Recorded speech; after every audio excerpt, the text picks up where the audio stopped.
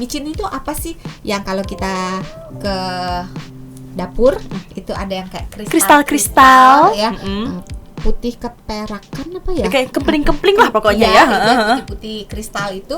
Nah, itulah yang namanya micin alias MSG alias monosodium glutamat alias mononatrium glutamat. Itu merujuk pada satu istilah yang sama. Boleh apa enggak, Doksan? Boleh.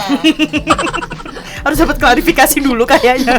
Boleh, sahabat Sonora tidak perlu khawatir untuk mengkonsumsi micin sepanjang tidak tergolong pada tadi yang orang-orang yang tidak bisa mentolerir adanya MSG, sehingga kalau mengkonsumsi MSG timbul keluhan-keluhan fisik gitu ya, kayak mukanya mungkin merah, tenggorokannya rasa kayak kering, haus, terus keringetan, mungkin agak deg-degan, mungkin ada sakit kepala, sakit perut dan seterusnya.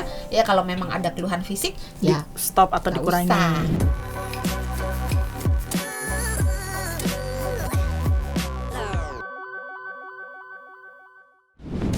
Ini ngomongin micin, kalau tadi kan kita bilang yang sehat itu yang nggak bisa micin adalah yang dia tidak bisa mentolerir. Jadi sedikit apapun gitu langsung berasa gitu kan, Doksan. Nah, kalau untuk yang sehat nih, kita ngomong yang sehat. Sehari itu kita sebaiknya mengkonsumsi micin tuh berapa sih? Ada takarannya nggak, Dok?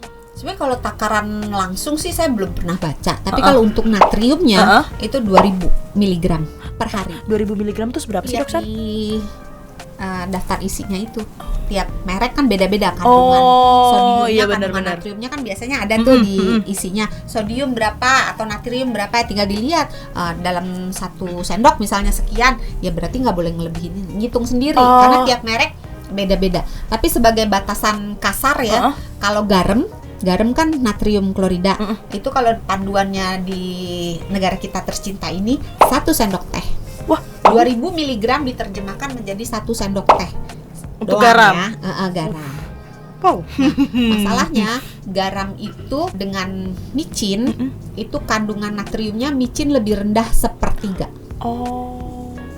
Jadi sebetulnya untuk bisa lebih banyak. Iya, untuk penderita mungkin hipertensi atau orang-orang yang harus membatasi natrium, kalau dia mencintai rasa asin tapi nggak boleh makan garam banyak-banyak, boleh sebagian garamnya diganti dengan micin supaya kandungan natriumnya turun tapi dapat gurihnya, apa ya? Ada rasanya lah ya. Rasanya, iya. Sehari sendok teh. Dikit kan?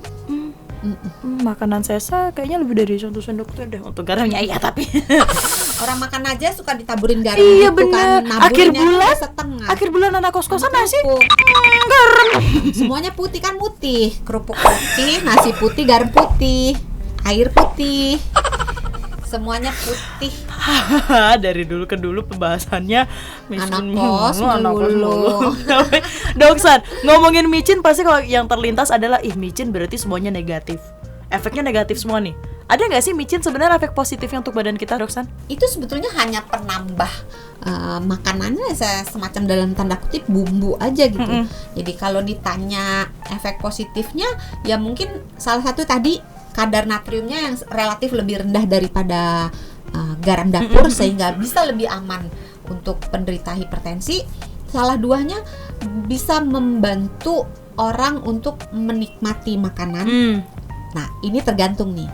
Kalau dia hilaf, makannya jadi bisa banyak. Benar. Tapi kalau dia merasa udah enak gitu ya, terpuaskan, kemudian dia bisa membatasi makanannya, maka si micin ini bisa membantu program penurunan berat badan. Karena dari awal udah nggak mau nambah gitu lagi gitu ya. Karena enak udah gitu.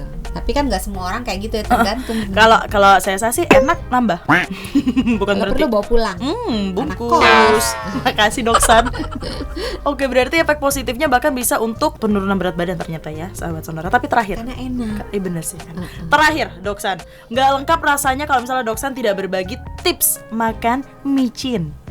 Kayak disuruh makan micin kayaknya kesannya ya. Kenali dulu diri sendiri. Kalau memang tidak punya penyakit, kenali apakah bisa mentolerir MSG atau enggak. Kalau ternyata enggak ada masalah sama sekali, silahkan dikonsumsi, dinikmati sepanjang tidak berlebihan.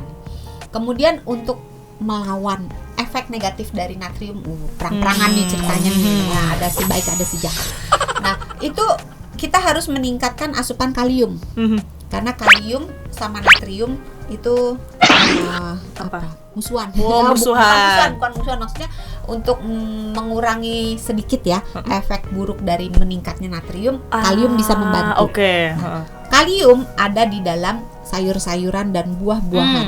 Jadi kalau sahabat Sonora makan makanan yang udah micinnya banyak, diimbangin lah ya. Diimbangin dengan makan sayurnya juga ditambahin, makan buahnya ditambahin gitu. Balik lagi semuanya harus balance memang ya sahabat Sonora ya. Nggak ada yang boleh berlebih, nggak ada yang 100. Dapat piring cantik, nggak jadi anak kos lagi deh, bisa dijual soalnya. Tapi Dokter Santi, terima kasih sudah memberikan klarifikasi ini nampaknya ke sahabat Sonora kalau micin itu tidak membuat otak kita menjadi bodoh. Ada beberapa sisi positifnya juga sebenarnya. Betul. Ya. Jadi jangan merasa takut, jangan merasa ragu. Kalau memang suka, tidak ada masalah, tidak mengalami kendala kesehatan, monggo dinikmati. Jangan ditahan-tahan, makanan enak tuh memang harus dimakan sahabat Sonora ya, nggak boleh disia-siain ya. Setuju deh. Pak Mali katanya buang-buang makanan. Buang rezeki, jujur. Tapi Dokter, terima kasih sudah berbagi, sudah sharing-sharing untuk sahabat Sonora di Kamus Sehat. Dan pastinya untuk Anda yang mungkin juga ingin share ya nih, kalau kemarin katanya teman saya, micin itu bikin kita jadi bodoh, micin itu bikin kita pusing. Coba Anda share video ini ke teman Anda, ke keluarga Anda, ke siapapun yang merasa mungkin masih kayaknya mitosnya bilang micin itu bikin kita bodoh. Share di sini sekarang. Atau mungkin dari Anda sahabat Sonora pernah juga mendengar mitos-mitos lainnya atau seputar micin lainnya mungkin kurang mengenakan, boleh di kolom komentar juga ditaruh. Atau mungkin boleh juga mengapresiasi Dokter Santi yang sudah berbagi informasi seputar micin. Boleh di like dan jangan lupa juga di subscribe untuk update informasi kesehatan lainnya hanya di YouTube Sonora FM. Karena apa sih Dokter? Karena jangan lupa sehat itu mudah, sehat itu murah. Sehat itu mudah, sehat itu murah. Kita ketemu lagi di episode lainnya. Bye.